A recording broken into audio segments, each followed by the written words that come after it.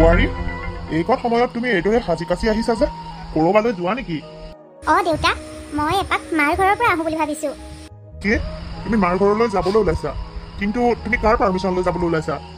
দেউতা, মই ৰাতিপুৱাই পাপুক সুধিছিলোঁ, তেখেতে যাবলৈ কোৱাৰ বাবেহে মই যাবলৈ ওলাইছোঁ। পাপুক সুধিলে নহ'ব নহয়। পাপুৰ বাহিৰেও যে এইখন ঘৰত এজন জ্যেষ্ঠ লোক আছে সেই কথাটো তুমি নাজানা নেকি? পাপুৱেও মোৰ সিদ্ধান্ত অনুসৰিহে কাম কৰে।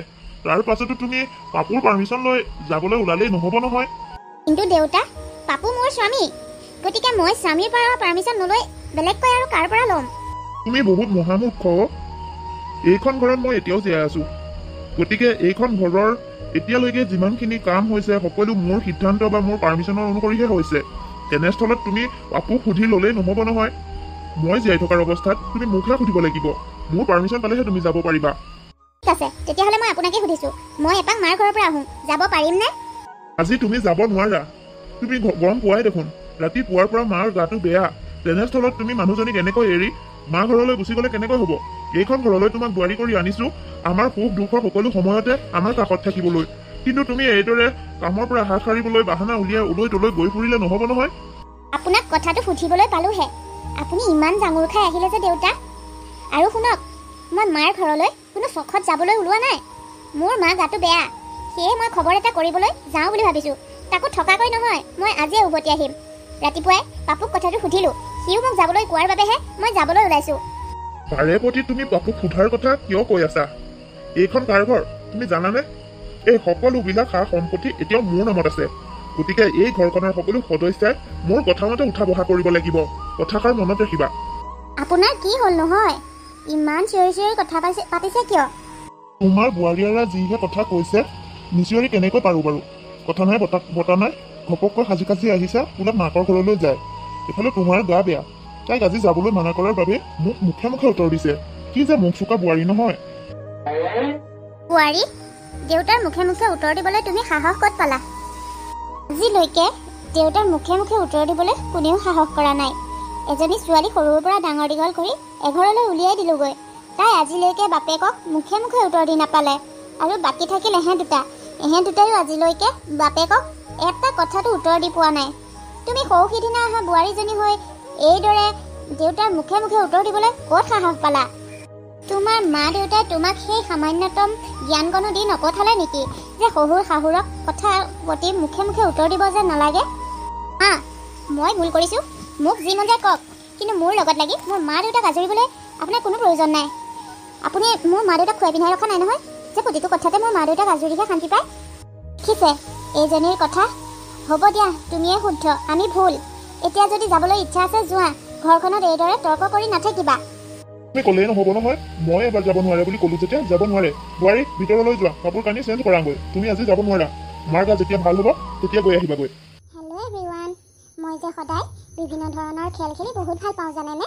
তাৰ ভিতৰত মেল খেলি যে বহুত বেছি ভাল লাগে, কাৰণ ইয়াত বহুত বেছি জিকিব পাৰোঁ। জিকি পুৰস্কাৰ পাইছোঁ আৰু বোনাছো পাইছোঁ। এতিয়া মই ভাবিছোঁ অকল ময়ে কিয়, আপোনালোকেও দেখোন এই খেল খেলি বহুত পুৰস্কাৰো পাব পাৰে, বোনাছো পাব পাৰে। মেলত আপুনি 24/7 ছাপোৰ্টৰ সৈতে বহুতো কুল গেম পাব পাৰে, কিন্তু মই পৰামৰ্শ দিওঁ ফাৰ্ষ্ট গেমৰ, কিয়নো ইয়াৰ পৰা সৰলতা আৰু চান্স থকা বিজয়ৰ গতি বহুত বেছি ভাল। মই খেলি ভাল পোৱা গেমটো হৈছে ক্ৰাছ, কাৰণ ইয়াত কম সময়ত 10 গুণ বেছি জিকিব পাৰে। মেলৰ প্লেটফৰ্মৰ সৈতে বহুতো বিখ্যাত খেলুৱৈ আৰু বিখ্যাত লোক জড়িত হৈ আছে, সেয়ে আপুনি চাইটত শীতল বোনাছ প্ৰণালীৰ সৈতে কিছু গৰম খেল বিচাৰি যাব পাৰে। লগতে বন্ধু বান্ধৱীসকল, মোৰ এটা প্ৰম'কড দিছোঁ। সেই প্ৰম'কডটো ব্যৱহাৰ কৰিলে আপোনালোকে বোনাছ 1,55,000 আৰু 299 ফ্ৰী স্পিন পাব প্ৰথম ডিপজিটত। তেন্তে ৰৈ আছে কিয়? যাওক, পলম নকৰি মোৰ কমেণ্টত পিন কৰি থকা লিংকটো ক্লিক কৰি মেল ডাউনলোড কৰক। সীমাহীন খেল উপভোগ কৰাৰ লগতে বোনাছ আৰু পুৰস্কাৰ লাভ কৰক। এই বুঢ়া কমটি বুঢ়া নহয় দেই। ইমান ধুনীয়াকৈ সাজি কাচি ঘৰলৈ যাম বুলি ওলালোঁ, কাপোৰ খুলি থ'বলৈ বাধ্য কৰালে। এই বুঢ়াটোৱে গোটেই সম্পত্তিখিনি নিজৰ নামত কৰি ৰখাৰ বাবেই ইমান অহংকাৰ দেখাইছে। পাপুকো ইমান কৈ আছোঁ, সি নুশুনে যে সম্পত্তিখিনি সকলোৰে নামে নামে ভাগ কৰি দিয়ক। তেতিয়া দেখিম নহয় বুঢ়াৰ অহংকাৰ, তেতিয়াতো মই বুঢ়াৰ কথা মতে উঠা নমা কৰিব নালাগে। কিন্তু নাই, এইজনে আকৌ বাপেকক কথা ক'বলৈকে ভয় কৰে। আহক আজি দিন নহয় ভালকৈ শিক্ষা এটা, মাৰ ঘৰলৈ যাবলৈ নোপোৱাৰ প্ৰতিটো খং মই এইজনৰ ওপৰতে আজি জাৰিম। কবিতা, তুমি এইদৰে ৰুমৰ কোঠাত বহি আছা যে? মাৰ ঘৰৰ পৰা কেতিয়া আহিলা? মাৰ ঘৰত বেছি সময় নাথাকিলাই নেকি তুমি? কলা জুইত ঘিউ ঢালিবলৈ আহিছা তুমি হা? কোন মই মাৰ ঘৰলৈ যাবলৈ পালোঁ? এই বুঢ়াটো জীয়াই থকালৈকে নিজৰ খুচিমতে একো এটা কৰিব নোৱাৰোঁ। তোমাক কৈ আছোঁ নহয়, বুঢ়াক কোৱা যে সম্পত্তিখিনি তেওঁ ভাল হৈ থাকোঁতে প্ৰতিটোৰে নামত ভাগ কৰি দিয়ক। তেতিয়া অন্ততঃ নিজৰ মন মৰ্জিৰ মতে অকণমান চলা ফুৰা কৰিব পাৰিম। এতিয়া বুঢ়াই গোটেই সম্পত্তিখিনি নিজৰ নামত কৰি ৰখাৰ বাবে আমাক হাতৰ মুঠিত ৰাখিব বিচাৰে। হাতৰ চাবি দিয়া পুতলাৰ দৰে মোক নচুৱাব বিচাৰে। কিন্তু মই তোমাক কৈ থলোঁ, মই এইদৰে আনৰ চাবি দিয়া পুতলাৰ দৰে নাচি থকা বিধৰ নহয় কিন্তু। তাৰমানে তোমাক দেউতাই যাবলৈ নিদিলে? এই মাৰ গাটো বেয়া যে সেইবাবে যাবলৈ নিদিলে। ইমান খং নকৰিবাচোন। মাৰ গাটো বেয়া? ময়োতো দেউতাক কৈছিলোঁ যে মোৰ মাৰ গাটো বেয়া বুলি। দেউতাইতো মোৰ মাৰ গা যে বেয়া সেইটো কথা গুৰুত্ব নিদিলে। কবিতা, তুমি ভালদৰে জানা যে তোমাৰ মাৰ একো হোৱা নাই। তুমি দেউতাক মিছাকৈ কৈছা যাতে ঘৰলৈ যাবলৈ পোৱা। আৰু দেউতাই ভাবিলে যদি তোমাৰ মাৰ গাটো বেয়াও, তোমাৰ মাক চাবলৈ অন্ততঃ দাদা বৌ ঘৰতে আছে। এতিয়া তুমি এইখন ঘৰৰ পৰা গুচি গ'লে তোমাৰ বাহিৰে মাক চোৱা চিতা কৰিবলৈ কোননো আছে বাৰু কোৱাচোন? তুমি সকলো কথা নিগেটিভকৈ কিয় লোৱা বাৰু? মোক বুজাবলৈ নাহিবা, মই তোমাৰ একো বুজনি শুনিবলৈ নাই। মোৰ এটাই কথা, তুমি দেউতাক কালিলৈকে সম্পত্তিৰ কথা কোৱাগৈ। আৰু এটা কথা, তুমি যদি ক'ব নোৱাৰা মই ক'ম। আৰু তোমালোকৰ বাবুকো মই ৰাতিপুৱাই ক'ম যাতে সিও দেউতাক এই সম্পত্তি ভাগ বিতৰণ কৰাৰ কথাটো কয়গৈ। হ'ব, এইবিলাক বিষয়ত তুমি মাইকী মানুহজনী হৈ সোমাব নালাগে। ময়ে বাৰু কালিলৈ ভাইটিৰ লগত আলোচনা কৰি দেউতাক ক'ম। বা আকৌ কালিলৈ যদি তুমি কেনেবাকৈ কথাটো নুলিওৱা, মই কিন্তু উলিয়াই দিম। তাৰ পাছত কি হয় সেইটো মোৰ প্ৰয়োজন নাই, কিন্তু মই কোৱা মানুহ কমেই। মই কালিলৈ উলিয়াম বুলি কৈছোঁ নহয়, উলিয়ামেই। এতিয়া যোৱা, মোক সুপনাই ইয়াত বহি থাকিব নালাগে। মোলৈ চাহ এটা কৰি আনাগৈ ধুনীয়াকৈ। ঠিক আছে। আৰে দাদা বৌ, তোমালোক পুৱাই পুৱাই মোৰ ৰুমলৈ আহিলা যে? কিবা দৰকাৰী কথা আছিল নেকি? বাবু, তোমাৰ লগত কেইটামান দৰকাৰী কথাই আছিল, তাকে আলোচনা কৰিবলৈ তোমাৰ ৰুমলৈকে আহিলোঁ। কোৱাচোন, এনে কি দৰকাৰী কথা আছে?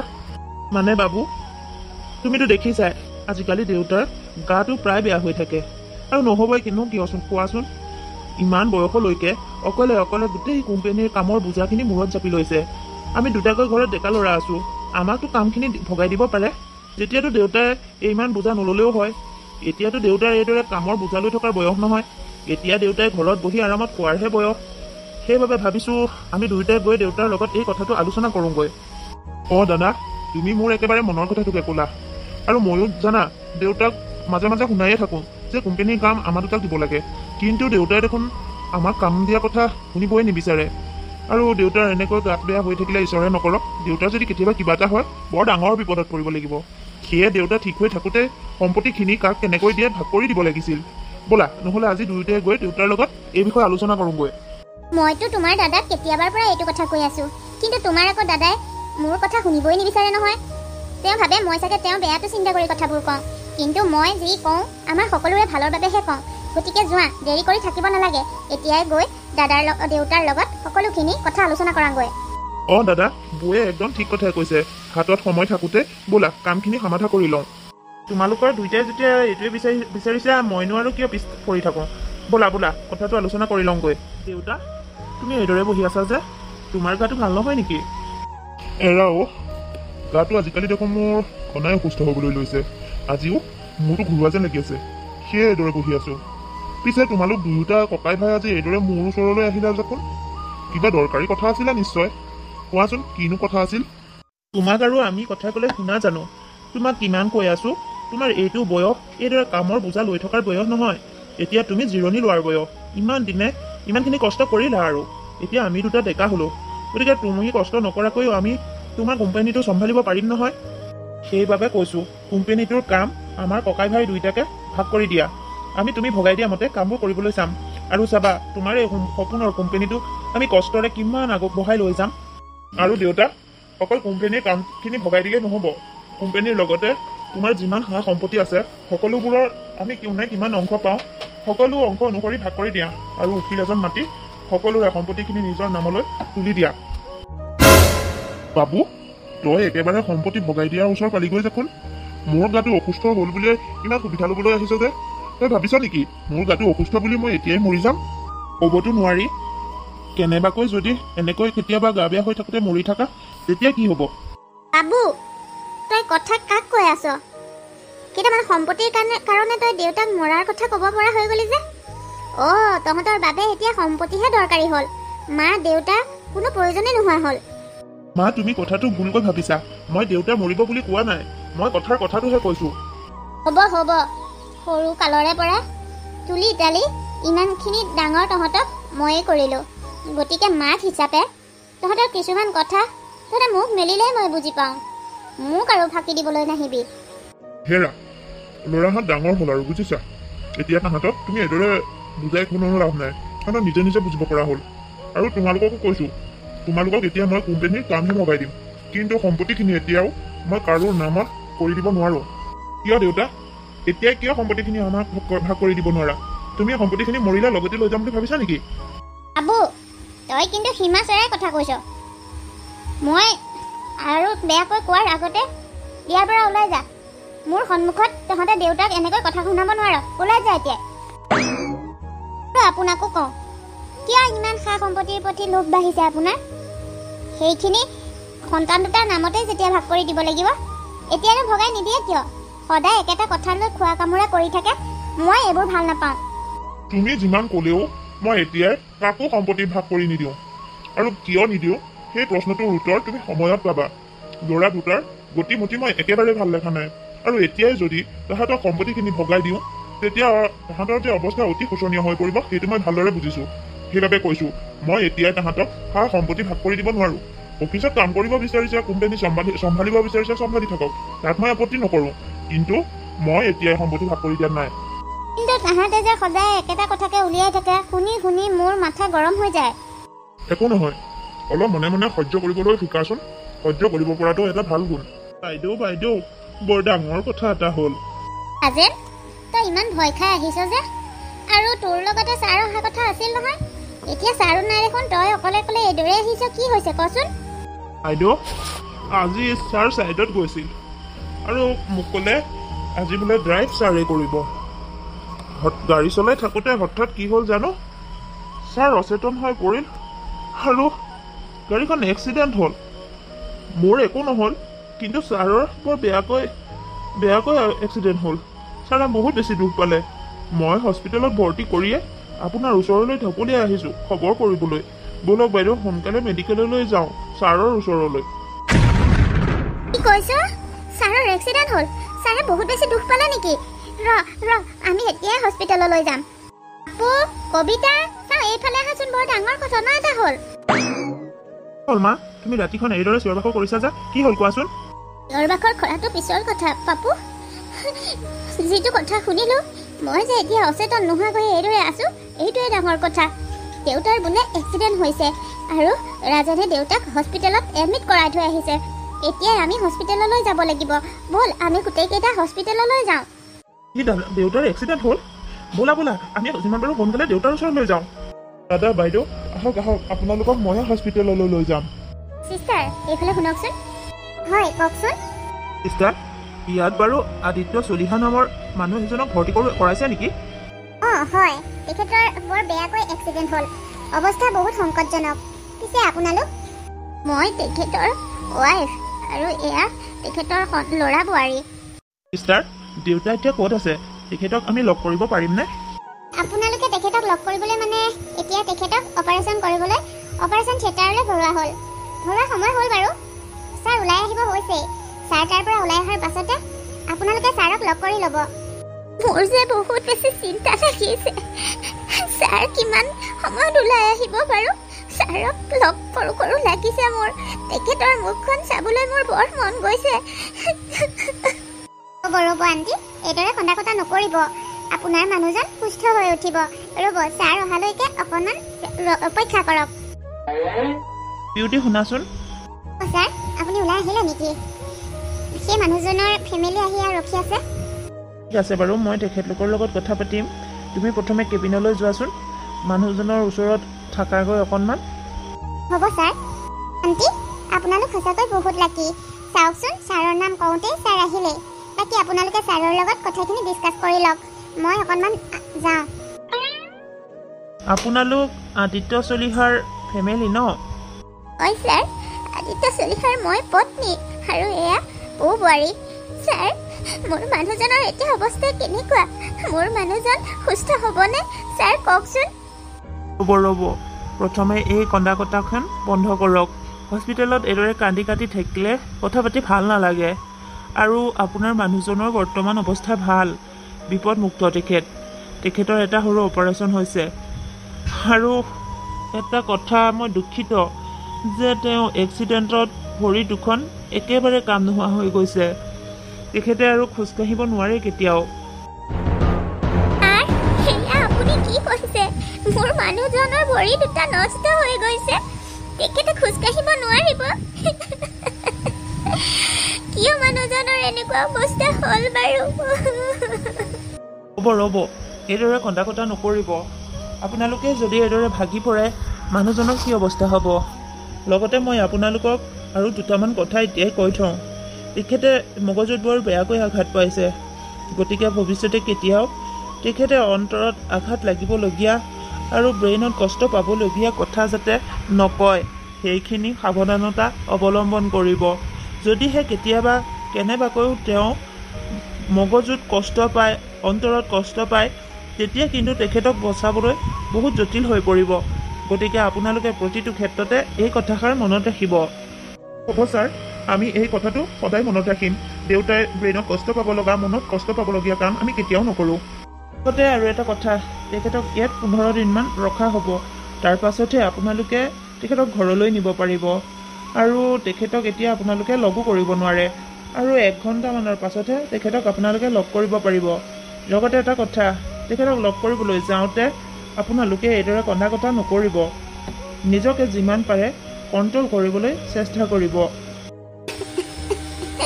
তেখেতক এইটো অৱস্থাত দেখিলে নিজকে চম্ভালিব পৰাটোৱেই টান হৈ পৰিব, কিন্তু যিমান হ'লেও তেখেতৰ ভালৰ বাবে এইখিনি মই কৰিব পাৰিম মই কৰিবলৈ। বাৰু আপোনালোকে অকণমান সেই জিৰণি কোঠাটোতে বহকগৈ। যেতিয়া লগ কৰিব পৰা হ'ব আপোনালোকক নাৰ্ছে গৈ খবৰ দিবগৈ। এইকেইদিন ঘৰত থাকি ভালেই লাগিছে।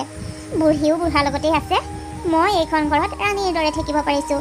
মন যোৱা বস্তুটোকে মন গ'লে খাব পাৰিছোঁ, মন গ'লে য'ত ত'ত যাব পাৰিছোঁ। মোক বাধা দিওঁতে কোনো নাই। এনেকুৱা জীৱন এটা সদায় মই কামনা কৰোঁ। আৰু বুঢ়াই সম্পত্তিখিনি আমাৰবিলাকৰ নামত কৰি দিবলৈ ইচ্ছাই কৰা নাছিলে নহয়। এতিয়া পিছে কি হ'ব? এতিয়াতো অনিচ্ছা হ'লেও তেখেতে সম্পত্তি ভাগ কৰিবই লাগিব। হওক, ঈশ্বৰে যি কৰে ভালেই কৰে। কবিতা, তোমাৰ আকৌ কি হ'ল? এইদৰে অকলে অকলে হাঁহি আছা যে, কিবা ভাল খবৰ আছে নেকি? নাই, ঘৰখনৰ এনেকুৱা এটা পৰিস্থিতিত কিনো ভাল খবৰ থাকিব? এনেই হাঁহিটো ওলাই গৈছিলে অ'। আৰু যি হ'লেও এই বিষয়ে পাছত কথা পাতিম। আজি দেউতাক ৰিলিজ দিব নহয়, মই দেউতাক আনিবলৈ যাওঁ। তুমি দেউতাৰ কোঠালিটো অকণমান ভালকৈ পৰিপাতি কৰি থবা। মাও এইকেইদিন হস্পিটেলতে আছে নহয়, ৰুমটো চাগে অৱস্থা বেয়া হৈ আছে। দেউতা আজিয়ে আহিব নেকি? তুমি পাহৰিলা নেকি? দেউতাক মেডিকেলত 15 দিনহে ৰখাৰ কথা আছিল। এতিয়া 15 দিন উকলি গ'ল নহয়, গতিকে আজি ৰিলিজ দিব। মই আনিবলৈ যাওঁ। ঠিক আছে, তুমি তেতিয়াহ'লে যোৱা। মই বাৰু ৰুমটো ঠিক ঠাক কৰি থ'ম।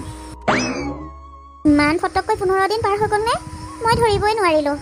ইমান মস্তি কৰি আছিলোঁ এইকেইদিন, এতিয়াৰ পৰা আকৌ আগৰ নিচিনা হ'ব লাগিব। এই বুঢ়াটোক ইমান সোনকালেনো কিয় ৰিলিজ দিব লাগে? আৰু কেইদিনমান হস্পিটেলতে ৰাখিব নোৱাৰে নেকি বাৰু?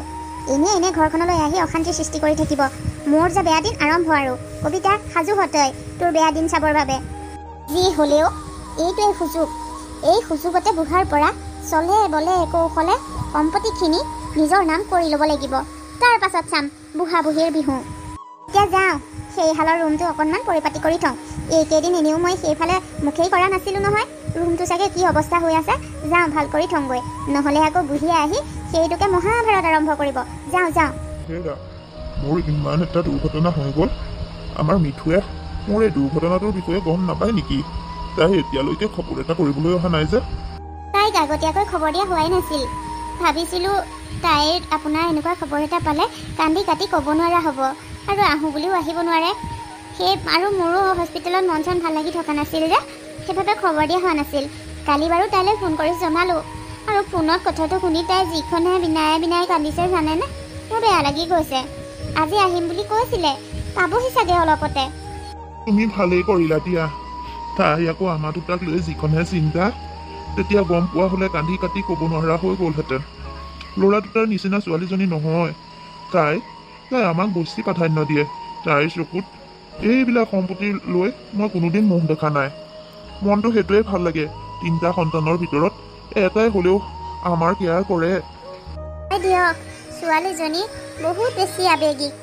আমাৰ দুটাৰ অকণমান কিবা এটা হ'লেও তাই বৰ চিন্তা কৰে। মোৰো ভাল লাগে তাই যে আকৌ আমাৰ প্ৰতি মৰম চেনেহখিনি এতিয়াও ৰাখিছে। তোমালোকক মই বহুত বেয়া পাইছোঁ দেউতা মা। কিয় মাজনী, তুমি আমাক কিয় বেয়া পাইছা? এতিয়া কিয় বুলি সুধিব আহিছা মা? দেউতা ইমান দিন হস্পিটেলত এডমিট হৈ থাকিলে, তোমালোকে ইমান দিনে মোক এইটো খবৰ নিদিলা। বিয়া দি উলিয়াই দিলা বুলিয়াই মোক একেবাৰে লোকৰ কৰি পেলালা তোমালোকে। দেউতা হস্পিটেলত থাকোঁতে ময়োতো শুশ্ৰূষা কৰিবলৈ আহিব পাৰিলোহেঁতেন।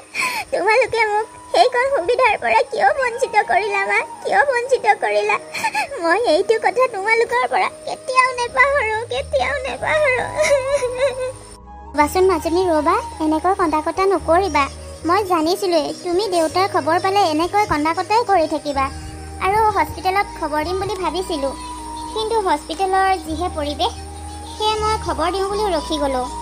আৰু দেউতাক ইমান যদি সেৱা শুশ্ৰূষা কৰাৰ ইচ্ছা, হস্পিটেলতেই কিয়, এই ঘৰলৈ আহিছা নহয়, এতিয়া ঘৰতেই থাকি দেউতাক সেৱা শুশ্ৰূষা কৰিবা।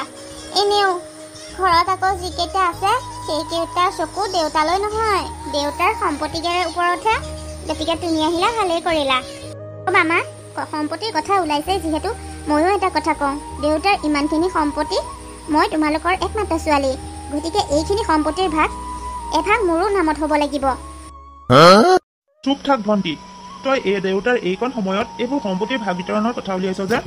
তই মনে মনে থাকিবলৈ ক'লে মই মনে মনে থাকিব নোৱাৰোঁ নহয়। তই মানে ভাবিছ এই সম্পত্তিখিনি তহঁতৰ নামতেই কৰি লওঁ। কিন্তু চা, ময়ো ইমান আকৰি নহয় যে ইমানখিনি দেউতাৰ সম্পত্তি অকলে তহঁতকেইটাক খাবলৈ দিম। এই সম্পত্তিত মোৰো অধিকাৰ আছে, কাৰণ মই দেউতাৰ একমাত্ৰ ছোৱালী। আৰু শুন, জোঁৱায়েৰে মোক ইয়াৰ সম্পত্তিৰ এটা ভাগ নিজৰ নামত কৰি লোৱাৰ পাছতহে ঘৰলৈ যাবলৈ কৈছে। গতিকে মই যেতিয়ালৈকে ইয়াৰ সম্পত্তিৰ ভাগ এটা মোৰ নামত নহয়, তেতিয়ালৈকে মই এইখন ঘৰতেই থাকিম। মই সম্পত্তি কম বেছি কৰালৈ এইবিলাক কথা কোৱা নাই, কিন্তু এইকণ সময় জানো সম্পত্তি ভাগ বিতৰণ কৰাৰ কথা পতাৰ? মাজনী, অৱশেষত তইও ল'ৰা দুটাৰ দৰেহে ওলালি। কিয় মা, মই সম্পত্তিৰ ভাগ বিচাৰিব নালাগিছিল নেকি? তোমাৰ মতে মানে গোটেই সম্পত্তিখিনি দাদাহঁতেই পাওক, মই একো পাব নালাগে? আৰে মই কিয় নাপাম? মই ইয়ালৈ অকল দেউতাৰ খবৰ ল'বলৈকে অহা নাই, সম্পত্তিৰ এটা ভাগ মোৰ নামত কৰিবলৈকো আহিছোঁ। গতিকে মই যিটো কামত আহিছোঁ সেইটো কাম কৰিহে ঘৰলৈ যাম। হ'ব আৰু তহঁতৰ এইখন নাটক ইমানতেই বন্ধ কৰ। মই বুজি পালোঁ যে তহঁতৰ বাবে সম্পত্তিতকৈ বাপেৰৰ জীৱন মূল্যৱান নহয়। হ'ব দে, মই তহঁতৰ সকলোৰে মনৰ বাঞ্ছা পূৰ্ণ কৰি দিম। সঁচাকৈ মোৰ আজি নিজৰ গৰ্ভৰ ওপৰতে ঘিণ লাগিছে। তহঁতৰ দৰে সন্তান মই গৰ্ভত ৰাখিছিলোঁ, তহঁত ইমান স্বাৰ্থপৰ। কিমান আশাৰে কিমান মৰমৰ মাজত তহঁতক তুলি তালি ডাঙৰ দীঘল কৰিলোঁ, কিন্তু তহঁতৰ বাবে এতিয়া আমাৰ মৰম চেনেহৰ কোনো মূল্যই নাইকিয়া হ'ল। তহঁতৰ বাবে সা সম্পত্তি এইবিলাকহে মূল্যৱান হৈ পৰিল। আৰু ডাঙৰ, তইতো জানিছিলি যে দেউতাৰৰ আগত ডক্টৰে এইবিলাক কথা উলিয়াবলৈ মানা কৰিছিল। তই ভনীয়াৰক কথাটো বন্ধ কৰাবলৈ চাব লাগে নে কথাটো এইদৰে বহলাবলৈ চাব লাগে? যা, তহঁত এতিয়াই মোৰ ৰুমৰ পৰা ওলাই যা। তহঁতৰ চেহেৰা চাবলৈ মোৰ অলপমানো মন নাই। যা, আঁতৰি যা। আপুনি আকৌ এহেঁতৰ কথাবিলাক অন্তৰত দকৈ বহুৱাই নল'ব। এহেঁত মতিভ্ৰম হৈছে, সম্পত্তিয়ে এহেঁতক বলিয়া কৰিছে। সকলো লাহে লাহে ঠিক হ'ব। আপুনি এইবিলাক কথা মাথো ধৰি নাথাকিব। হ'ব, মই যি বুজিব লগা আছে বুজি পালোঁ। মই এতিয়া সৰু ল'ৰা ছোৱালী নহয়, মই এতিয়া সকলো কথা বুজি পোৱা হ'লোঁ। আৰু প্লিজ, মই তোমাকো অনুৰোধ কৰিছোঁ, তুমি এতিয়া অকণমান ইয়াৰ পৰা ওলাই যোৱা। মোক অকণমান অকলশৰে শান্তিত থাকিবলৈ দিয়া। হেৰি, আপোনাৰ কি হ'ল? এইদৰে এনেকৈ পৰি আছে যে পকাত। হেৰি শুনকচোন, মুখে নামাতে কিয়? হেৰি, মই বুজি পাইছোঁ ল'ৰা ছোৱালীবিলাকৰ এনেকুৱা কথা শুনি আপুনি হয়তো হজম কৰিব নোৱাৰিলে, কিন্তু মইতো আপোনাক কৈছিলোঁ এইবিলাক কথা দকৈ বহুৱাই নল'বৰ বাবে। কিন্তু আপুনি মোৰ কথা কিয় নুশুনিলে বাৰু? আৰু আপুনি এইদৰে মোক অকলে কেনেকৈ এৰি যাব পাৰে? এই স্বাৰ্থপৰ ল'ৰা ছোৱালী কেইটাৰ মাজত মোক অকলে কিয় এৰি গ'ল? মোকো লগতে কিয় লৈ নগ'লে আপুনি? কিয়? বাবু বাৰু ঘৰত কেতিয়া পাবহি? দেউতাৰ মৃতদেহটো ইয়াত আৰু কিমান সময় ৰাখিম? এইটো ফোন কৰিলে পামগে কৈ আছে। এতিয়া তালৈ ৰখি থাকোঁতে দেউতাৰ মৃতদেহটো বাঢ়ি হ'বগৈ এতিয়া। দাদা মই পালোহি। ইমান টাইম লগালা তুমি ঘৰ পাবলৈ? দেউতাৰ মৃতদেহটো ৰাতি শোৱাৰ পৰা ইয়াতে ৰখাই থোৱা হৈছে তুমি আহি পোৱাৰ বাবেই। এতিয়া যোৱা, দেউতাৰ মুখখন শেষবাৰৰ বাবে চাই লোৱাগৈ। এই দেউতাৰ মুখখন চাই ল কৈ আছানো? চাম নহয়, আহিছো যেতিয়া দেউতাৰ মুখখন চাম আৰু শ্মশানলৈ লৈ যাম। কিন্তু তাৰ আগতে যিটো প্ৰয়োজনীয় কাম সেইটো কৰি ল'ব লাগে। মই বুজি পোৱা নাই, তুমি কি দৰকাৰী কাম কৰি লোৱাৰ কথা কৈছা? দৰকাৰী কাম আমাৰ বাবে কি হ'ব পাৰে এবাৰ ভাবি চোৱাচোন। হয়তো তোমাৰ বাবে দৰকাৰী নহ'ব পাৰে, কিন্তু মোৰ বাবে দৰকাৰী। সেইবাবে দেউতাক শ্মশানলৈ নিবলৈ মই নহা পৰ্যন্ত অনুমতি দিয়া নাছিলোঁ। দেউতাৰ মৃতদেহ সন্মুখত থাকোঁতে আমি আমাৰ সম্পত্তি কাৰ কিমান ভাগত পৰে এতিয়াই ভগাই ল'ব লাগিব। বাবু, তই বলিয়া হৈছ নেকি? এয়া কোনো বিহু লগা নাই। বাপেৰৰ মৃতদেহ পৰি আছে ইয়াত। তই বাপেৰৰ মৃত্যুৰ খবৰ পাই দুখ কোৱাৰ সলনি তই দেখোন সম্পত্তিৰ আশাতে দৌৰি আহিছ। তোৰ বাবে এতিয়া সেইটো কামহে দৰকাৰী হ'ল নেকি? প্ৰথমে ৰাতিপুৱাৰ পৰা ৰখাই থোৱা দেউতাৰ মৃতদেহটো এবাৰ চাই শ্মশানলৈ নিবলৈ দে। তাৰ পাছত তহঁতৰ এইবিলাক নাটক আৰম্ভ কৰি থাকিবি। কি কথা ক'ব আহিছা? ইমান দিনে বুঢ়াই সম্পত্তিৰ ভাগ নকৰিলেই, এতিয়া সম্পত্তিৰ ভাগ তেনেকৈ এৰি মৰি থাকিলে। তুমিও দেউতাৰ দৰে কৰিম বুলি ভাবিছা নেকি? আজি তোমাৰ কথা মতে নহ'ব, এতিয়া সকলোখিনি আমাৰ কথা মতে হ'ব। আৰু মই ইতিমধ্যে থিৰাং কৰিছোৱেই, কোম্পানীটোৰ সম্পূৰ্ণ আধা ভাগ মোৰ নামত কৰি দিব লাগিব তুমি। আইঅ, সেইটো আকৌ কেনেকৈ হ'ব? কোম্পানীটোৰ সমানে দুভাগ কৰিলেই নহ'ব, 3 ভাগ কৰিব লাগিব। এইখন ঘৰৰ প্ৰতিটো বস্তুতে মোৰো ভাগ আছে, মোৰো অধিকাৰ আছে। গতিকে প্ৰতিটো বস্তু 3 ভাগ কৰিবই লাগিব। তুমিও যে কথা কোৱা আৰু ভণ্টি, বিয়া দিয়া ছোৱালীয়ে ক'ৰবাত মাকৰ ঘৰৰ সম্পত্তিৰ সমানে ভাগ পায় নেকি? তুমি আমাৰ সম্পত্তিবিলাকৰ সমানে ভাগ কেতিয়াও নোপোৱা, যিকোনো এটাৰহে এভাগ পাবা। বৌ, তুমি বৰ বেছি কথা নক'বা। তুমি এইখন ঘৰৰ বোৱাৰীহে, গতিকে এইখন ঘৰৰ সম্পত্তিৰ ক্ষেত্ৰত মাত মতাৰ অধিকাৰ তোমাৰ নাই। গতিকে তুমি মনে মনে থাকা। এই ল'ৰা ছোৱালী কেইটাৰ কি হ'ল বাৰু? বাপেকৰ মৃতদেহটো পেলাই লৈ সম্পত্তিৰ বাবে খোৱা কামোৰা কৰিছে। মই এইবিলাক চাই থাকিব নোৱাৰো। তহঁতৰ সিদ্ধান্ত মই ল'ম ভালকৈ। তুমি ঠিকেই কৈছা। বিয়া দিয়া ছোৱালী এজনী হৈ এইখন ঘৰৰ প্ৰতিটো বস্তুৰে ভাগ কেনেকৈ পাব? তাইক আমি মৰম বুজি কিবা এপদ দিলেও দিম, আৰু নিদিলেও তাই বৰ বেছি অধিকাৰ দেখুৱাব নোৱাৰে, কাৰণ তাইক এইখন ঘৰৰ পৰা বিয়া দি উলিয়াই দিয়া হ'ল। শুনকচোন, এইটো মৃদুলা চলিহাৰ ঘৰ হয়নে? এইটো মৃদুলা চলিহাৰ ঘৰেই। কওকচোন কি হ'ল? হয়, তেখেতে অকণমান আগত ফোন কৰিছিল আৰু তেখেতৰ স্বামী বোলে ইতিমধ্যে মৃত্যু হৈছে। গতিকে তেওঁ স্বামীৰ ডেড বডিটো আমাৰ হস্পিটেলক দান কৰিছে। সেয়ে আমাৰ হস্পিটেলৰ পৰা মোক ডেড বডিটো নিবৰ বাবে ইয়ালৈ পঠিয়াইছে। মা তুমি? আৰে মা দেখোন ইয়াতে নাই। মা, অ' মা। মা চাগে ৰুমলৈ গৈছে, সম্পত্তি ভাগ দিব লাগে বুলি পলাব বিচাৰিছে। ব'লচোন ব'ল, গোটেইকেইটা যাওঁ মাৰ ৰুমলৈ। আপুনি অকণমান সময় ইয়াতে ৰখক, আমি ভিতৰৰ পৰা মাক লগ কৰি আহোঁ। ঠিক আছে বাইদেউ, খালি অকণমান সোনকাল কৰিব। মা, তুমি এনেকুৱা কিয় কৰিলা? এনেকুৱা মা? তোমালোকে চোৱাচোন, চোৱা। মাৰ সেইখিনিত কিবা কাগজ এখন পৰি আছে। নিশ্চয় মায়ে কিবা লিখি থৈ গৈছে। আনাচোন, কিনো লিখি থৈ গৈছে।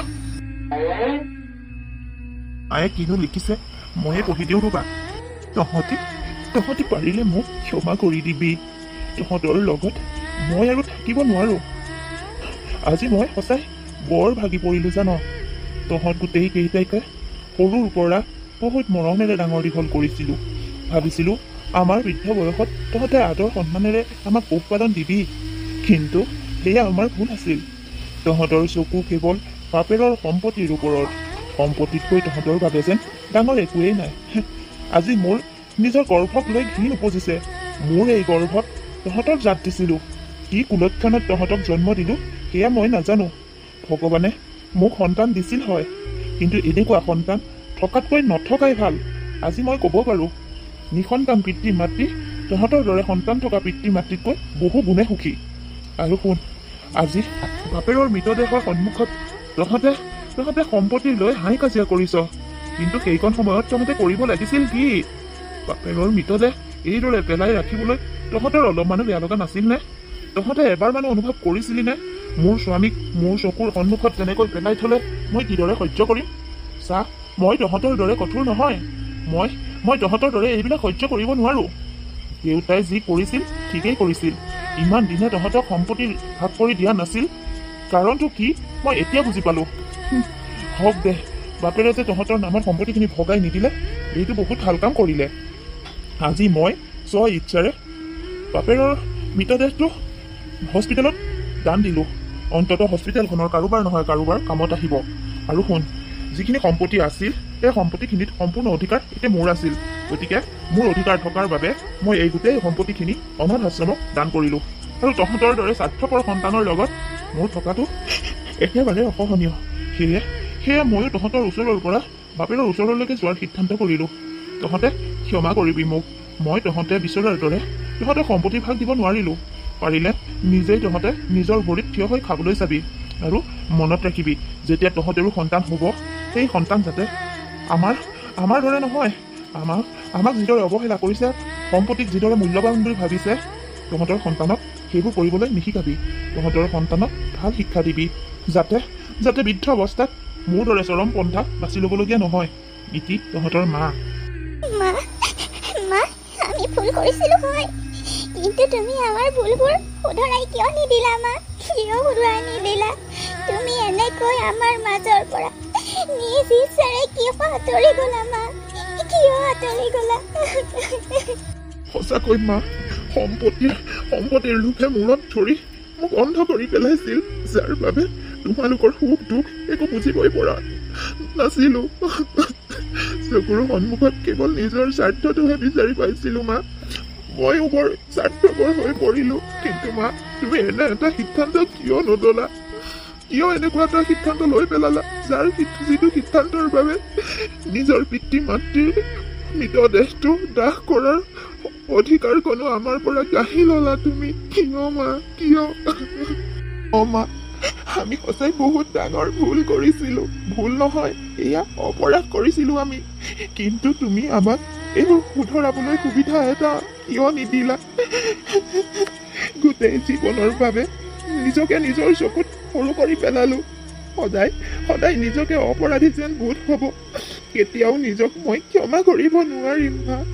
দুটাকৈ পুত্ৰ সন্তান থাকিও পিতৃ মাতৃৰ মৃতদেহ দাহ কৰাৰ সৌভাগ্যকণ আমাৰ নহ'ল। আমাৰ সেইখিনি অধিকাৰো তুমি কাঢ়ি লৈ গ'লা মা। কিয়? সকলোৰে দৰে ভুল মোৰো গাতো আছে মা। মই এইখন ঘৰৰ বোৱাৰী যদিও আপোনালোকৰ মনৰ অৱস্থা বুজিবলৈ কোনোদিন চেষ্টাই নকৰিলোঁ। কেতিয়াও আপোনালোকক পিতৃ মাতৃৰ স্থান মই দিবই নোখোজিলোঁ, যাৰ বাবে মই কেৱল সম্পত্তিখিনিহে চকুত দেখি আছিলোঁ। আপোনাৰ এই চিঠিখনৰ কথাবোৰেহে মোৰ অন্ধ চকুজুৰি মুকল খুৱাই দিছিল। কিন্তু মা, আপুনিতো মোক এবাৰ বুজাব পাৰিলে হয়, মোৰ ভুলবোৰ আঙুলিয়াই দিব পাৰিলে হয়, তেতিয়া কিজানি মই নিজৰ ভুল উপলব্ধি কৰিব পাৰিলোহেঁতেন। কিন্তু আপুনি নকৰিলে। কিয় মা, কিয়? ই মানুহে আপোনালোক সময়ৰ কাণ্ডজ্ঞান নাই নেকি আপোনালোকৰ? কিমান সময় মই ইয়াত ডেড বডি কেইটা নিবৰ বাবে ৰখি আছোঁ? মোক অজৰাই নিদিয়ক কিয়? এতিয়া আৰু এইদৰে কন্দা কৰি কিবা লাভ আছে জানো? যেতিয়াই এইবিলাক উপলব্ধি কৰিব লাগিছিল তেতিয়াই নকৰিলে। এতিয়া বহুত বেছি দেৰি হৈ গ'ল। গতিকে এতিয়া মৃতদেহৰ সন্মুখত এইদৰে কান্দি কোনো লাভ নাই। আপোনাৰ মাতৃয়ে ফোনত মোক সকলো কথাই খুলি কৈছিল। গতিকে ময়ো কওঁ, আপোনালোকৰ দৰে সন্তান হোৱাতকৈ নোহোৱাই ভাল। আপোনালোক সন্তানৰ নামত কলংক। এতিয়া এইদৰে কন্দা কৰি থাকিব নালাগে। মৃতদেহ দুয়োটা মোক চমজাই দিয়ক। সমাজৰ চকুত আমি বেয়া হৈ পৰিলোঁ।